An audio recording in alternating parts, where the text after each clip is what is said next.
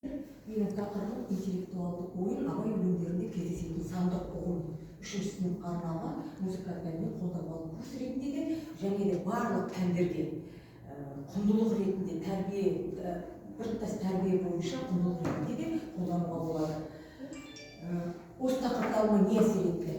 Ең біріншіден біздің алдымызда білім алушылар отыр. Білім алушылардың әртүрлі әрекеттерін, мінез-құлықтарын көріп, осыларды қалай да бір тура жолға салу үшін қандай да бір әдіс ойласам екен деп жүрген кезде Мекемтас Мырзахметұлы абайтанушы ғалымның мына бір сөзімен қатты ойландырды. Адамды аман сақтауымыз керек. Қалай сақтаймыз адамды? Маған оның қандай көмегім бар деген сұрақ мені де осы ой мазалады. Адамды аман сақтайтын жалғыз ілім бар екен. Ол абайдың толық адамдығы дейді абайтанушы ғалым Мекемтас Мырзахметұлы. Абайды 60 жыл зерттеген, 90-нан асып отырғана дүниелік болды, осындай ғалымның сөзі.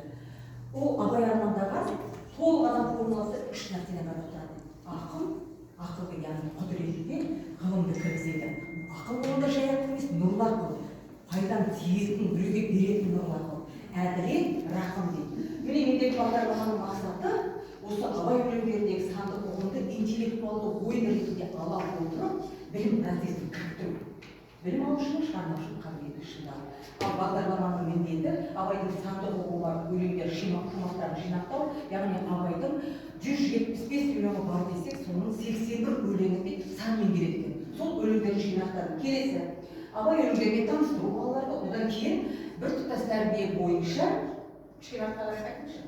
біртұтас тәрбие бойынша бағдарламасы бойынша құндылықтар, оны іске асыру жоспары бойынша әр сабақтың басында құндылық ретінде 5-10 минут ретінде осы ойынды қолдануға болады. Келесі. Енді бұның бағдарламаның тағы бір маңызды ерекшелігі бағдарламада қазақ тілі бар.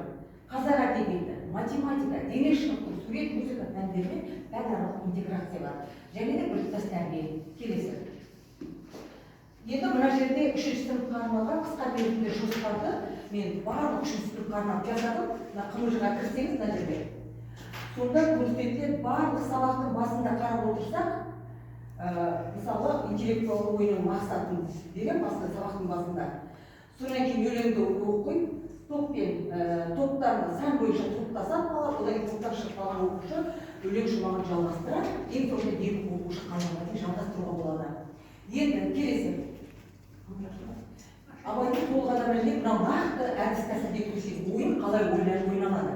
Осылай балалар үш топ отырған кезде мен балалар бірден мынандай кішкентай тар жерден өткізе беремін. Неге? Себебі балалар бұл жерде бірін-бірі итеріп, басында қорқатын итеріп қалуы мүмкін, құлатып алуы мүмкін, бірін-бірі мәдениет. Сонда мен бірінші тақтаға осылай сызып тастаймын үш қатарға.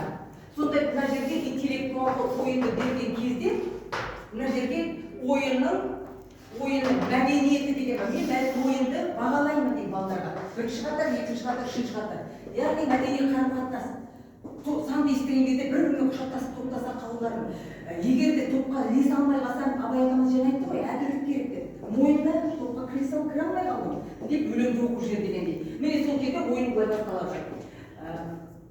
Топ шықты, мен 8 деген шамдаған. 8 деген кезде балалар 8-ден топтаса қалады. Топтан 2 бала қалып қойса, келеді мына жерде экранға шығып тұрып, 8 найза қолында көз аудармай, батыр аял қылмайды ертең таңға деп осы өлеңді оқиды өлең жұмағын.